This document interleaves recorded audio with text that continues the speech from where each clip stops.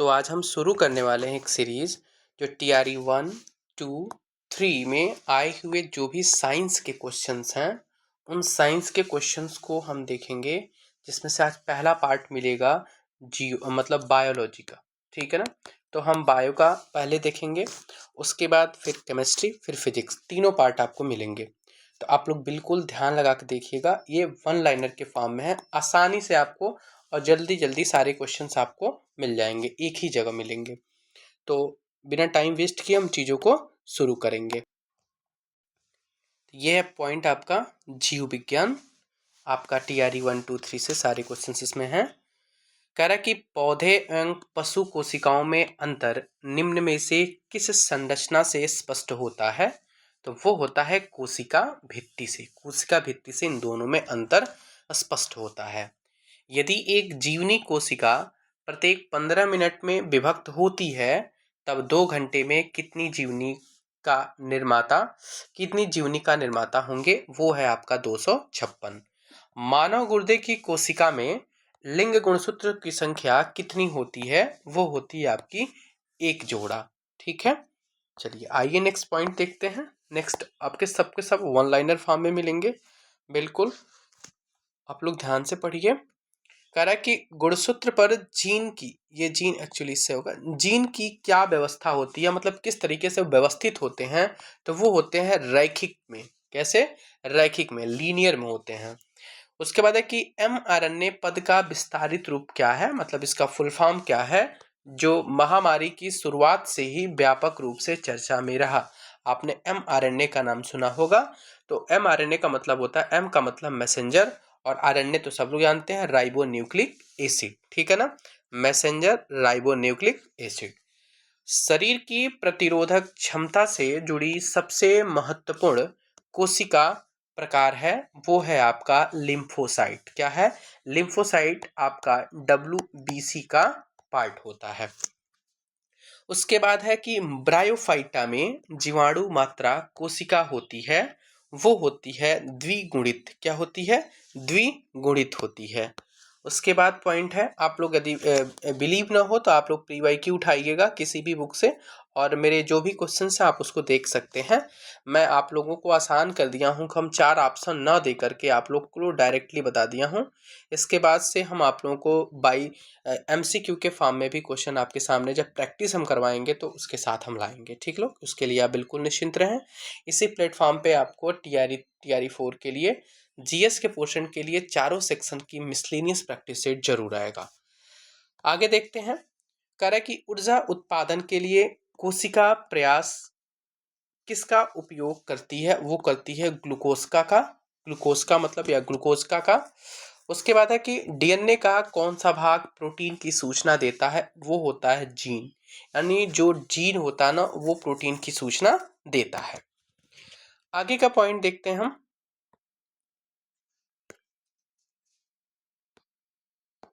आगे देखते हैं कि मानव शरीर के यकृत, यकृत का मतलब लीवर, एवं मांसपेशियों में संधारित्र ग्लाइकोजन का रूप होता है पॉलीसेक्राइड। कैसा होता है भैया? पॉलीसेक्राइड होता है। श्वसन प्रक्रिया के लिए निम्न में से कौन सा कथन सत्य है? वो है आपका ऊर्जा स्त्रावित होती है तथा ATP के रूप में भंडारित होती है। क्लियर है मेरी पॉइंट? आगे पॉइंट देखते हैं आपको कि वह एंजाइम जो हमारे मुंह में भोजन के साथ मिलता है वो है अमाइलेज। आपको बता दें, ये very very most important questions हैं। ये कई बार आपके एग्जाम में, अन्य विभिन्न एग्जामों में भी क्वेश्चन पूछा जा चुका है। आप लोग इसको बिल्कुल ध्यान में लेके चलिएगा।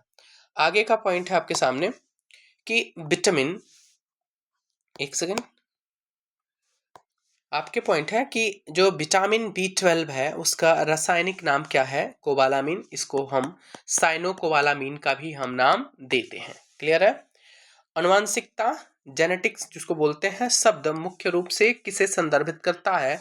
वो करता है अनुवांशिकी से। ये क्वेश्चन आपका आया हुआ है, सारे क्वेश्चन ही आए हुए हैं। जो ज़्यादा इंपॉर्टेंट है उसको मैं जरूर बताऊंगा आपको। एक पीढ़ी से दूसरी पीढ़ी में वंशागति के अध्ययन को हम क्या कहते हैं? उसको हम आनुवांशिकी कहते हैं। क्या कहते हैं उसको? आनुवांशिकी कहते हैं। उसके बाद वेरी वेरी मोस्ट इंपोर्टेंट के फॉर्म में ये भी क्वेश्चन आता है कि जो डीएनए का डबल हेलिक्स संरचना है, इसकी खोज किसके द्वारा की गई थी? तो इसकी खोज जेम्स वाटसन और फ्रांसिस के द्वारा की गई थी। ठीक है, आगे चलते हैं। आगे पॉइंट है आपके सामने कि किसी गुणसूत्र पर जीनों की आपेक्षिक स्थिति ज्ञात करने की प्रक्रिया क्या कहलाती है? उसको बोलते हैं हम जीन मानचित्रण। क्या बोलते हैं? जीन मैपिंग या जीन मानचित्रण कहलाती है। माता पिता के संतति में लक्षणों की पहुंचने की प्रक्रिया को हम क्या कहते हैं? उसको भी हम आनुवंशिकता के नाम से जानते हैं। आगे का पॉइंट है कि संघ इकाई नडरमेटा के लिए क्या सत्य है? Very very important. पहली बात देखते हैं, इसमें बहुत सारे ऑप्शन सही थे, मतलब डी वाला ऑप्शन सही था। पहला पॉइंट है इसमें कि यह समुद्री जीव होते हैं। क्या होते हैं? ये समुद्री जीव होते हैं और इनका शरीर गोल नालवट या त्रिस्तरीय खंड विहीन होता है। ठीक है। उसके बाद इसमें वास्तविक देह गुहा पाई जाती है जो शिशु प्रावस्था में द्विपार्श्विक सममित, परंतु वयस्क में करा कि पंचतई अरीय हो जाते हैं। वास्तविक देह गुहा रोमाभी पेरिटोनियम द्वारा घिरी तथा अनेक नलिकाओं एवं पात्रों में बटी, जिनसे कि 3 विशेष तंत्र बनते हैं। जल संवहनी, आप देख लीजिए कौन कौन से पॉइंट है। जल संवहनी है, हीमल है और पेरीहीमल है, ये 3 बनते हैं। क्लियर है ना? तो संघ इकाई डनमेटा से संबंधित जो भी पॉइंट थे मैं आपको सबको इसमें लिख दिया हूँ। उसके बाद देखिए इसका पीडीएफ आपको टेलीग्राम चैनल पे मिल जाएगा। प्लीज़ मैं अपने मन से खुद इसको डाल दूंगा, इसके लिए बिल्कुल परेशान होने की ज़रूरत नहीं है। आप लोग पहले पूरी वीडियो को वॉच करिए, सुनिए, सुन करके चीज़ें बहुत ज़्यादा अच्छे से दिमाग पे सेट होती हैं। उसके बाद आप पीडीएफ तो आपके पास हमेशा के लिए रहेगा, आप उसको पढ़ सकते हैं। उसके बाद है कि प्रकाश संश्लेषण के अध्ययन में संबंधित वनस्पति विज्ञान की शाखा है, वो है पादप कार्यकी। ठीक है ना? कह रहे कि मृत जीवों के अपघटक हैं, वो हैं आपके विषाणु, जीवाणु, कवक और प्रोटोजोआ। ये सब के सब क्या हैं? मृत जीवों के अपघटक हैं। आगे का पॉइंट देखते हैं। आगे का पॉइंट है कि लाइकेंस क्या है? ये लाइकेंस में शैवाल एवं कवक का रिश्ता पारिस्थितिकी में क्या कहलाता है? उसको हम बोलते हैं सहभोजिता। क्या कहलाता है? सहभोजिता कहलाता है। आगे का पॉइंट देखते हैं कि अलैंगिक जनन मुकुलन द्वारा होता है। क्या होता है? किसमें होता है ये? तो ये ईस्ट में होता है। अलैंगिक जनन मुकुलन द्वारा ईस्ट में होता है। निम्नलिखित में से कौन सी एक फलीदार फसल है? वो है दलहन। क्या है? दलहन है। कह रहा है कि लेगुमिनस पौधों में नाइट्रोजन स्थिरीकरण के लिए कौन सा वर्णन आवश्यक है? वो है आपका लेग हीमोग्लोबिन। क्या है? लेग हीमोग्लोबिन है। आर्निथोलॉजी अध्ययन है किसका? तो ये पक्षियों का अध्ययन आर्निथोलॉजी कहलाता है। आगे का पॉइंट देखते हैं। उम्मीद करते हैं सभी भाई बहन को ये चीज़ें समझ आ रही होंगी। बहुत ही स्पष्ट रूप से सबको मैंने आपका प्रिंट फॉर्म में आपके सामने लाए हैं। आगे देखते हैं। कह रहा है कि खाद्य श्रृंखला में कीटभक्षी पौधे के पौष्टिक स्तर का नाम है प्राथमिक उपभोक्ता। क्या नाम है इसका? प्राथमिक उपभोक्ता है। कह रहा है कि निम्नलिखित में से कौन सा वानस्पतिक हार्मोन है? इसको बोलते हैं साइटोकाइनिन। क्या बोलते हैं? साइटोकाइनिन। क्लियर है ना? आगे का पॉइंट देखते हैं कि वृक्ष की जड़ों को मृदा से पानी कैसे मिलता है? उसको बोलते हैं कोशिका जल द्वारा। क्या बोलते हैं उसको? कोशिका जल द्वारा मिलता है। पराग कोश में होते हैं, तो पराग कोश में पराग कण होते हैं। वेरी वेरी इंपॉर्टेंट पॉइंट है ये। कह रहा है कि स्टोमेटा पत्तियों की सतह पर छोटे छोटे चित्र होते हैं, छोटे छोटे छिद्र होते हैं, ये पॉइंट है यहाँ पर, जिनके द्वारा पौधे ग्रहण करते हैं। तो पौधे उनके द्वारा CO2 मतलब कार्बन डाइऑक्साइड को ग्रहण करते हैं। ठीक है। आगे का पॉइंट देखते हैं। जल परागित पुष्पों में परागकण होते हैं। कैसे होते हैं? तो सूखे होते हैं। क्या होते हैं? सूखे होते हैं। आगे का पॉइंट देखते हैं कि पौधों की जड़ों में मृदा से जल प्रवेश का कारक है आसोमोटिक प्रेशर, आसोमोटिक दाब। ठीक है ना? कब? जब पौधों की जड़ों से मृदा से जल आपका प्रवेश करता है तो उसका जो कारक है वो ऑस्मोटिक प्रेशर कहलाता है। अदरक एक भूमिगत तना है। पहली बात क्या है? अदरक एक तना है। हल्दी क्या है? तना है। और जड़ें नहीं है, ये जड़ नहीं है, तना है, क्योंकि इसमें गांठ और पर्व दोनों पाए जाते हैं। इंपॉर्टेंट पॉइंट है, कई सारे एग्जामों में पूछा जा चुका है क्वेश्चन ये। उसके बाद हम पॉइंट देखते हैं, फूल पुष्प का वह हिस्सा जो वास्तव में फल बनाता है क्या कहलाता है? उसको बोलते हैं कार्पल। क्या बोलते हैं? कार्पल। हिमालय यू नामक औषधि पौधा भारत के निम्नलिखित में से किस प्रदेश में पाया जाता है? किस प्रदेश है ये? किस प्रदेश में पाया जाता है? वो है हिमाचल प्रदेश तथा अरुणाचल प्रदेश में पाया जाता है। हिमालय यू जो आपके पहाड़ी इलाके का एक औषधि पौधा होता है जो इन प्रदेशों में पाया जाता है। मानव आंख की फोकस दूरी में परिवर्तित निम्नलिखित में से किसके कारण होती है?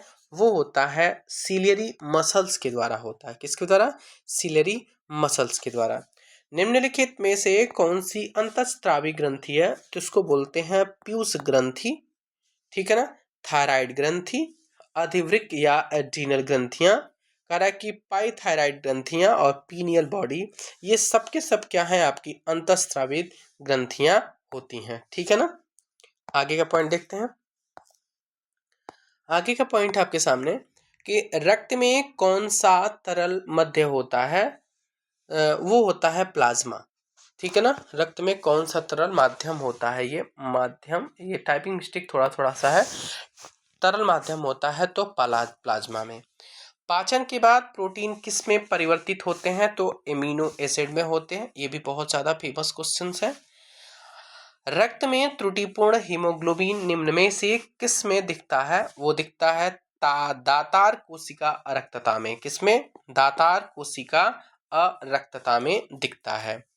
हमारे शरीर में मलेरिया परजीवी का भंडारण स्थल है तो लीवर में है। कहाँ है? लीवर में है। कह रहा है कि निम्न में से शरीर का कौन सा अंग शरीर के संतुलन को नियंत्रित करता है? उसको बोलते हैं सेरिबेलम। क्या बोलते हैं? सेरिबेलम पूरे शरीर के संतुलन को नियंत्रित करता है। आगे का पॉइंट देखते हैं हम। आगे पॉइंट है आपके सामने, निम्नलिखित में से कौन सा मादा जनन तंत्र का भाग नहीं है? वो होता है शुक्रवाहिका। ये शुक्रवाहिका जो आपका पुल्लिंग का पार्ट होता है। किसका? पुल्लिंग का, नहीं, नर जनन तंत्र का भाग होता है। आहार नली की दीवारों के संकुचन और विस्तार की गति क्या कहलाती है? उसको बोलते हैं क्रमानुकुंचन। क्या बोलते हैं? क्रमानुकुंचन बोलते हैं। करा कि एडोलिम्फ नामक एक तरल पदार्थ किसमें होता है? तो जो इंटरनल ईयर होता है ना, उसके अंदर एक एडोलिम्फ नामक एक तरल पदार्थ पाया जाता है। ध्यान रखिएगा, बहुत ज्यादा इंपॉर्टेंट क्वेश्चन है ये। ग्लूकोज कोई भी एल्कोहल में परिवर्तित करने वाला, करे कोई भी, यहाँ पे पॉइंट चेंज कर लेते हैं हम, कोई भी एंजाइम में परिवर्तित एंजाइम है वो है जाइमेज। मतलब ग्लूकोज जब अल्कोहल में परिवर्तित करने वाला एंजाइम है तो वो है आपका जाइमेज। ब्लड प्लेटलेट्स मदद करते हैं किसके लिए? तो रक्त स्कंदन में मदद करते हैं। क्लियर है मेरी बात? आगे का पॉइंट देखते हैं हम। आगे का पॉइंट है कि कौन सी ग्रंथि अंतः स्त्रावी तथा बाह्य स्त्रावी के रूप में कार्य करती है? तो वो होता है अग्नाशय। क्या होता है? पैंक्रियाज जिसका नाम है। एरोबिक्स श्वसन के दौरान कितने पदों से कार्बन डाइऑक्साइड का निष्पादन होता है? तो वो होता है 3 पदों से। क्लियर है ना? मानव गुर्दे में निस्पंदन, ये क्या लिखा है? निस्पंदन इकाइयों को क्या कहा जाता है? तो उसको हम बोलते हैं नेफ्रॉन। नेफ्रॉन किसकी इकाई है? तो गुर्दे की इकाई होती है। क्लियर है ना? कह रहा है कि टाइकोकार्डिया, टाइकार्डियो कार्डियक हृदय गति हो जाती है इसमें। जब टाइकार्डियो होता है ना तो इसमें हृदय की गति कैसी हो जाती है? कहने का मतलब ये है, तो उसमें हृदय की गति आपकी तेज हो जाती है। क्या हो जाती है? टाइकार्डियो में हृदय की गति तेज हो जाती है। कह रहा है कि लैक्टियल निम्नलिखित में से किससे संबंधित है, किससे संबंध है इसका? तो लैक्टियल का संबंध वसा अवशोषण से है। किससे है? वसा अवशोषण से है। आगे का पॉइंट देखते हैं। उभयचर सांस लेने के लिए उपयोग में क्या लाते हैं? तो गलफड़ा से सांस लेते हैं, त्वचा से सांस लेते हैं, आपके फेफड़ा से सांस इन सभी का प्रयोग उभयचर सांस लेने के लिए करते हैं। लार का प्रमुख कार्य क्या है? तो लार का सबसे प्रमुख कार्य होता है स्टार्च का माल्टोज में रूपांतरण, यानी स्टार्च को माल्टोज में रूपांतरित करने का कार्य लार का है। मानव आंख में किसी वस्तु का प्रतिबिंब कहाँ पर बनता है? तो सब लोगों को पता है, यदि थोड़ा सा भी साइंस पढ़े होंगे तो उसमें रेटिना पर बनता है। कहाँ बनता है? बहुत ज्यादा इंपॉर्टेंट क्वेश्चन है, वेरी वेरी इंपॉर्टेंट क्वेश्चन है ये, ठीक है ना। जो मैं जहाँ पर वीवीआई क्वेश्चन दे रहा हूँ आप लोग को, उसको यदि आप कॉपी पे लगे हैं तो वैसे नॉर्मली रफ की तरह उसको लिख डालिए, क्योंकि लिख लेंगे वो चीज़ ना तो भले उसको दोबारा देखें ना, लेकिन वो चीज़ दिमाग पे थोड़ी सी सेट हो जाती है। कह कि हृदय केवल अशुद्ध रक्त का ही पंप करता है सार्क के मामले में, यानी सार्क में केवल अशुद्ध रक्त का ही पंप होता है।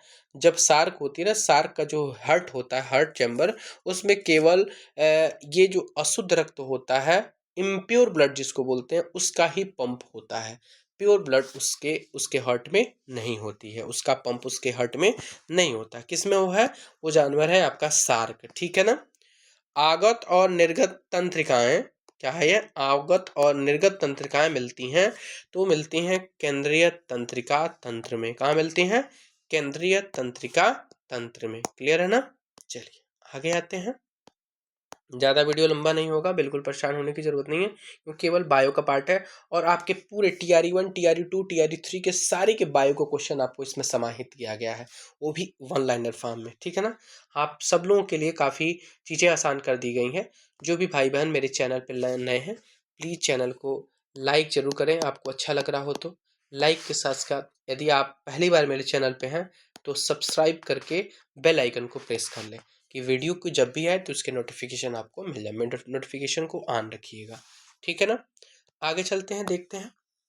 हाँ, इसको देखते हैं। कह रहा है कि मस्तिष्क के कौन से भाग ब्लड प्रेशर का नियंत्रण करता है? तो वो करता है रीढ़ की हड्डी, खोपड़ी, हाइपोथैलेमस। ये सब के सब मस्तिष्क के भाग में ब्लड प्रेशर का कंट्रोल करते हैं। आगे के देखते हैं पॉइंट।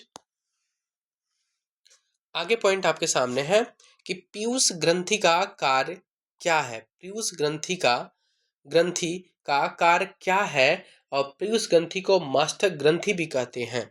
इसका कार्य क्या है? तो इसका कार्य देखते हैं। पहली बात कि पीयूष ग्रंथि को क्या बोलते हैं? तो पीयूष ग्रंथि को मास्टर ग्रंथि के नाम से जानते हैं।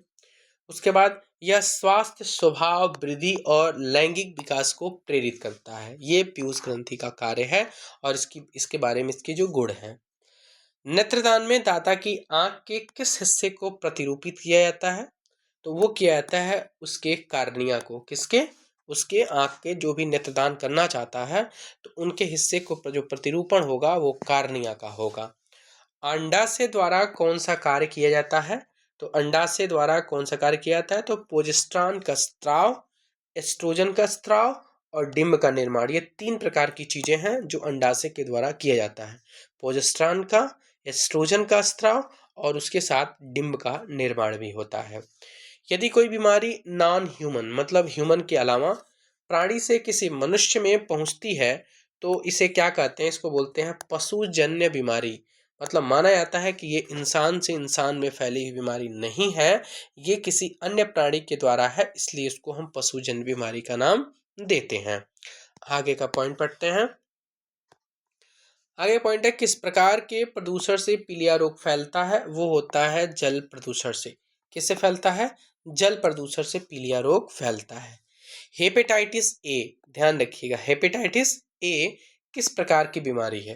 तो यह भोजन संदूषण, जल उत्पन्न बीमारी तथा वायु उत्पन्न बीमारी है। मतलब मैक्सिमम में चीजें जो प्रदूषण जल होता है ना, या प्रदूषित भोजन होता है ना, उसके द्वारा हेपेटाइटिस ए फैलता है।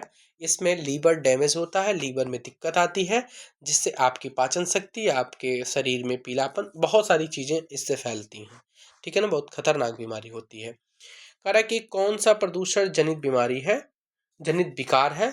तो उसको बोलते हैं फ्लोरोसिस, निकोमोसिस और कुष्ठ रोग। ये 3 चीज है, फ्लोरोसिस, निकोमोसिस और कुष्ठ रोग। मैं आपको बता दूं, जो ऑप्शन के अकॉर्डिंग जो जो भी चीज दी हुई है मैं उसी का इसमें जिक्र किया हूँ। करा कि अपच का उपचार, अपच का मतलब कि जो आपका अनडाइजेस्टेड जो चीज होती है, जैसे जो भोजन का पाचन नहीं होता है, जैसे पेट में गैस एसिडिटी हो जाती है, उसका उपचार करने के लिए किस औषधि का उपयोग किया जाता है? उसके लिए हम एंटासिड का उपयोग करते हैं। जो आपकी जो भी नहीं बोलते हैं कि खाली पेट की गैस की गोली खा लेना है, तो उसमें एंटासिड होता है, जो एसिडिटी हमारी पेट में बन जाती है उन एसिडिटी को कम कर देता है एंटासिड। तो अपच के उपचार के लिए एंटासिड का प्रयोग किया जाता है। क्लियर है ना? आगे चलते हैं। काले फेफड़े का रोग संबंधित है। तो काले फेफड़े का रोग कोयला खनिजों से है, मतलब कोयला खनि जो भी कोयला खदान में काम करने वाले मजदूर होते हैं उनको इस प्रकार की बीमारी से गुजरना पड़ता है, वो होता है काले फेफड़े। ठीक है ना? मस्तिष्क के कौन से भाग रक्तचाप को नियंत्रित करता है? उसका नाम है पोन्स, मेडुला और सेरिबेलम। ये 3 प्रकार के चीज है जो मस्तिष्क के रक्तचाप को नियंत्रित करता है। शायद आप पिछले भी पढ़े हैं। ट्रेकोमा संबंधित एक बीमारी है, ट्रेकोमा आंख से संबंधित बीमारी है जिससे अंधापन ज्यादा होता है। ठीक है ना? मायोपिया वह बीमारी है जिसमें व्यक्ति देख नहीं पाता है, मतलब उसको क्या चीज नहीं दिख पाती है, दूर की वस्तुएं स्पष्ट रूप से उसको नहीं दिख पाती हैं। तो इसका मतलब समझ जाना चाहिए वो इंसान मायोपिया की बीमारी से ग्रसित है। ठीक है ना? वेक्टर टी के प्रतिरोधक शक्ति प्रदान करने के लिए कैसे काम करते हैं? तो वो करते हैं वायरस को किसी भिन्न वायरस से संशोधित संस्करण में रख करके। क्लियर है ना? आगे का पॉइंट देखते हैं। आगे का पॉइंट है आपका कि कोविड टीकाएं प्रतिरक्षी प्रक्रियाओं को कैसे उत्तेजित करते हैं? तो आपके जीवित छिद्र SARS को करा कि टू वायरस प्रवेश करा करके। ठीक है ना? कोविड टीकाएं इस प्रकार के प्रतिरक्षी को उत्तेजित करते हैं कि SRS जो होता है ना वो टू वायरस में प्रवेश करा दिया जाता है। आगे का पॉइंट देखते हैं। आगे का पॉइंट है कि इटाई रोग किसके कारण होता है? वेरी वेरी इंपॉर्टेंट पॉइंट है ये। ठीक है ना? ये होता है कैडमियम के कारण। क्या होता है? कैडमियम के कारण, जो औद्योगिकरण से संबंधित मानव गतिविधियों के परिणाम स्वरूप उत्पन्न होते हैं। औद्योगिकरण से संबंधित जो भी मानव की गतिविधियां होती हैं उसी के कारण ये आपके इटाई रोग फैलता है, जिसमें जो आपके कैडमियम के कारण होती है। ठीक है ना? कमेंट करके बताएंगे पारा से कौन सी बीमारी होती है। कह रहा है कि किस प्रकार की दवाई उत्पादन में एथिल अल्कोहल का उपयोग किया जाता है? तो ये जो ऑप्शन है उसमें दिए गए थे फार्मास्यूटिकल्स, प्लास्टिक लेकर तथा एंटीसेप्टिक दवाओं के निर्माण में आपका एथिल अल्कोहल का उपयोग किया जाता है। लास्ट ऑप्शन आपके सामने है कि लास्ट क्वेश्चन है, लास्ट पॉइंट है कि केचुए में कितने लैटरल हर्ट्स होते हैं, जिसको पार्श्विक हृदय बोलते हैं? 8 होते हैं। कितने होते हैं? 8। यानी लेटरल हार्ट्स क्या होता है कि लेटरल हार्ट शरीर में ब्लड प्रेशर और परिसंचरण को बनाए रखने के लिए जिम्मेदार होता है। तो दोस्तों इसी के साथ हमारा बायो का सेक्शंस कंप्लीट होता है। इस आपको पीडीएफ एक बार ही मिलेगी जब आपका पूरी साइंस कंप्लीट हो जाएगी। तो वीडियो को फुल वॉच करें आप। फुल वॉच करने के रीज़न ये है कि जो भी पॉइंट आपको डिस्कस कर दिए जाते हैं पढ़ाते के टाइम वो आपको दिमाग में सेट हो जाएंगे। तो आपसे रिक्वेस्ट है कि आपको फुल वॉच करना है वीडियो को, और वीडियो को लाइक करके, और आप चैनल पे पहली बार हैं तो चैनल को सब्सक्राइब जरूर कर लेंगे। तो इसी के साथ हमने सेशन को यहीं पे ख़त्म करते हैं। फिर अगले सेशन में हम केमिस्ट्री के साथ वन लाइनर के फॉर्म में मिलेंगे। Thank you so much.